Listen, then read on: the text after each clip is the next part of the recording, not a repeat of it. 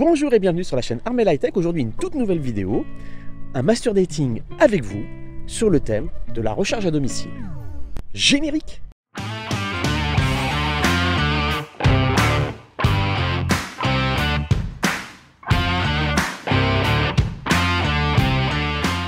Bonjour et bienvenue sur la chaîne Armel High Tech. J'inaugure un tout nouveau format, plus simple, en mode vlog avec vous. Un master dating. Non, ce n'est pas sale, comme disait Doc dans Doc Eddie Fool sur Fun Radio quand on était plus jeune, les moins de 20 ans ne connaissent sans doute pas. Le master dating, c'est quoi? C'est très simple, c'est quand on a un rendez-vous avec soi-même, un dating, une date, un rendez-vous, mais tout seul. Quand on va au resto tout seul, quand on se fait un cinéma tout seul, quand on va se boire un verre tout seul. C'est ce qu'on appelle un master dating. C'est un terme qui est apparu dans 2015, je crois que c'est un Américain dans un talk show qui a lancé pour la première fois ce terme. Et puis une collègue récemment m'a dit tiens, je viens d'entendre ça, est-ce que tu connais? Et c'est là que j'ai découvert un peu la définition exacte de ce mot. Et puis elle m'a dit je te mets au défi d'utiliser ce mot-là dans tes vidéos. Et c'est pas seulement l'utiliser dans mes vidéos, c'est que je pense que je vais en faire un format parce que je trouve cette idée assez rigolote. C'est-à-dire que l'on va être ensemble, en mode vlog. Regardez où je suis. Alors pour ceux qui suivent la chaîne, je suis donc à Lorient, sur le port de pêche de Lorient, juste derrière la base de sous-marins. Donc ici on a des tout nouveaux locaux qui ont été faits pour les pêcheurs. Et si vous voyez derrière, on voit les blocos de l'ancienne base de sous-marins, de la base de Lorient. J'adore ce site, j'aime beaucoup venir ici.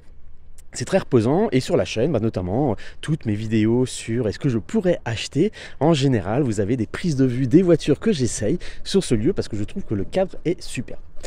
Donc aujourd'hui, on est un petit peu en mode vlog ensemble et je vais vous évoquer la question des... Excusez-moi pour le son. Voilà. Et donc aujourd'hui, on va aborder ensemble la problématique de la recharge à domicile. Pourquoi? Parce que comme j'ai eu une évolution récente sur mon installation électrique à domicile, je m'étais dit que c'était le moment aussi d'en discuter avec vous.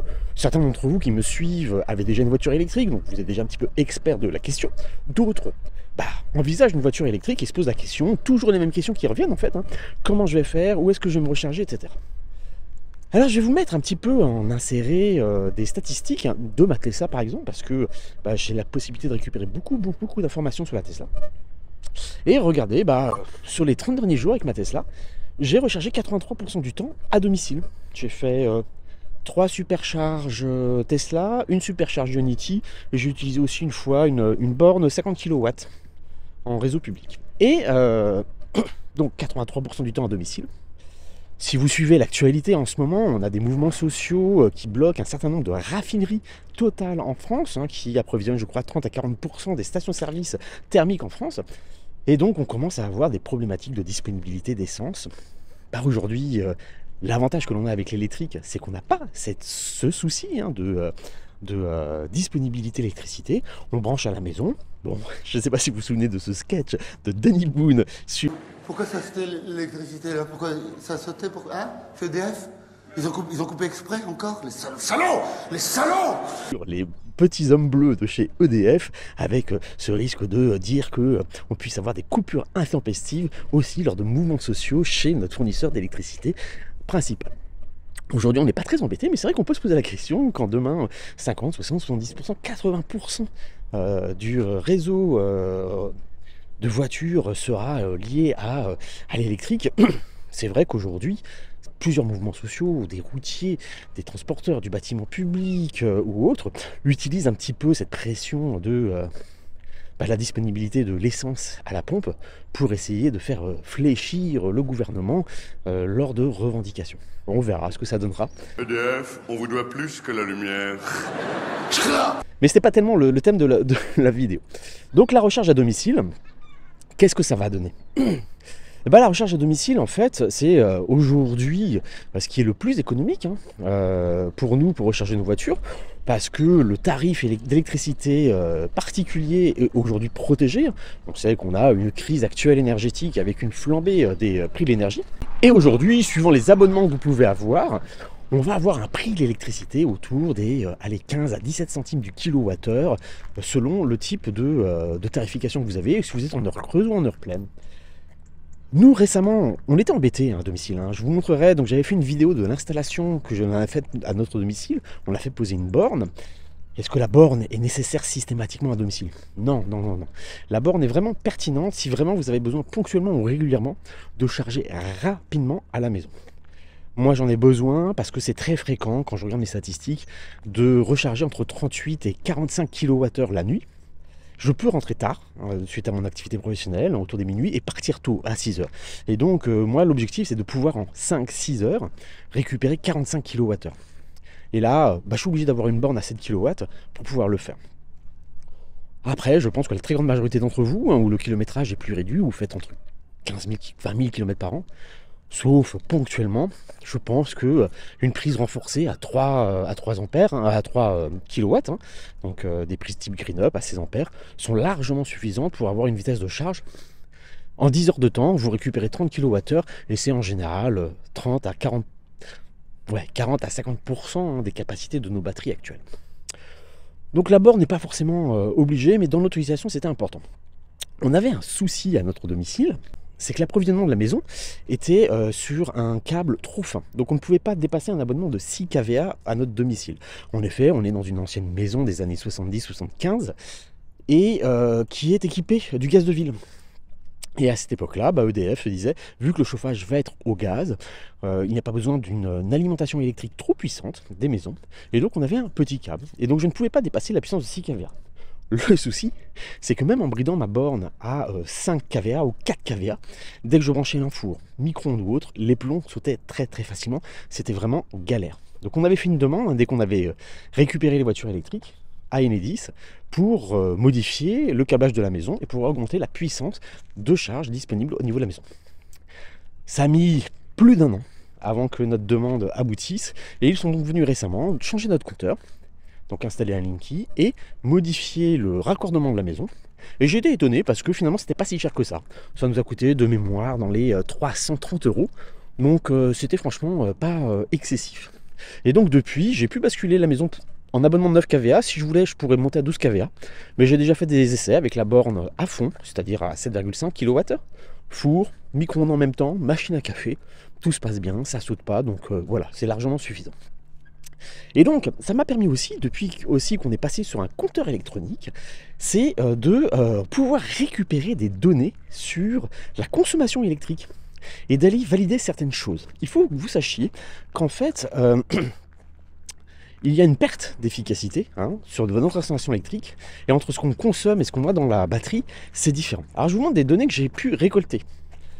Donc là, c'est les données que j'ai pu récolter sur la consommation horaire pendant une nuit de charge récente, celle du 7 septembre, la nuit du 7 au 8 septembre.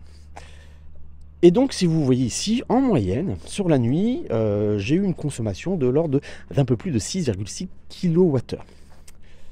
Après, la maison, il y a une consommation parasite, le Wi-Fi, les différents appareils électroniques qui sont encore en veille, etc. Et donc, j'ai comparé une journée dans la semaine où j'étais en déplacement à Paris, donc aucune voiture ne se chargeait. Et là, regardez, on peut mesurer sur la nuit complète, en moyenne, une consommation parasite d'un peu moins de 190 Wh. Et donc ça permet de réestimer la consommation de la borne à, en moyenne, 7,4 kWh. Grâce à TeslaFi, qui est une application, un site internet, qui, si on lui donne l'accès à nos Tesla, on peut récupérer pas mal de données. Et TeslaFi me donne notamment, en moyenne sur la charge, la tension et l'ampérage de cette charge.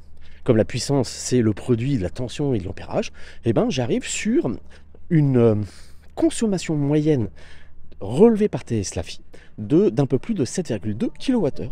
Et donc, je n'ai une efficacité entre ma borne et la voiture que de 96,4%, 96,5%. Je vous mets les informations en incrustation sur l'écran. Ensuite, il y a une deuxième problématique. C'est qu'entre le courant qui arrive vraiment au chargeur de la voiture et ce qui va rentrer dans la batterie, on peut avoir une perte d'efficience. Et ça, TeslaFi me le donnait déjà. Et je vous montre là tout de suite. Je n'ai une efficacité que de 95% entre le courant, les kilowattheures qui arrivent dans le chargeur de la voiture et ce qui rentre dans la batterie. Ce qui fait qu'en moyenne, l'efficacité de ma charge n'est que de 91,5%. J'ai une perte de 9,5%. C'est-à-dire qu'il faut intégrer ça dans notre coût de charge. Ce n'est pas simplement les kilowattheures qu'on a mis dans la batterie, mais c'est l'ensemble des kilowattheures qui ont été nécessaires à ce que cela rentre dans la batterie. Et donc aujourd'hui, moi, mon tarif heure creuse est de 16 centimes du kilowattheure. Donc en fait, 1 kWh dans la batterie me coûte un peu plus de 17,3, 17,4 centimes. Voilà, donc c'est intéressant à savoir, il faut le connaître et intégrer cela. Et donc la recharge à domicile, est-ce qu'elle est vraiment importante? Alors, clairement oui, parce qu'aujourd'hui, c'est la recharge à domicile qui est la moins chère. Je vous encourage à aller voir la chaîne de mon ami Tesla Aventure, qui a fait d'ailleurs une vidéo récente sur la charge à domicile, et qui le montre bien. Aujourd'hui, c'est la charge à domicile où on va avoir le prix du kilowattheure le moins cher, même si on s'attend à avoir une augmentation du kilowattheure particulier sur la fin de l'année et le début de l'année prochaine. On nous annonce du 20 à 30%. Aujourd'hui, moi, faire 100 km avec une charge à domicile, ma voiture consomme en moyenne 13,5 kWh. Ça me fait un coût moyen d'un peu plus de 2,30 € le 100 km. C'est vraiment rien. Si on compare maintenant au tarif sur des supercharges, où le tarif des supercharges est autour, sans abonnement, des 60-65 centimes, aujourd'hui, il faut compter avec la même consommation, plutôt 8-9 € le 100 km sur une supercharge. Donc c'est quand même presque 4 fois moins cher. C'est important à le savoir. Et donc, c'est la vraie praticité pour ceux qui ont un accès à la prise à leur domicile. C'est la facilité, on ne perd pas de temps à charger, puisqu'on dort. C'est le coût idéal. Et derrière, c'est vraiment une simplicité de fonctionnement. Et quand vous le voyez, moi, sur mes 30 derniers jours, moi qui suis un très gros rouleur, hein, comme vous le savez, 85% du temps, moi, je me charge à la maison. Donc voilà, vraiment par rapport à vos questionnements, si vous souhaitez vous équiper en voiture électrique, si vous le pouvez, la charge à domicile est intéressante, est importante. Les questions que vous devrez vous poser, c'est quel équipement j'ai besoin. Une borne, il faut compter entre 800 et 1500 € sur un type de borne. La nôtre nous a coûté un peu plus de 1500 €. C'est une borne un peu spéciale qui est aussi équipée d'une prise GreenUp.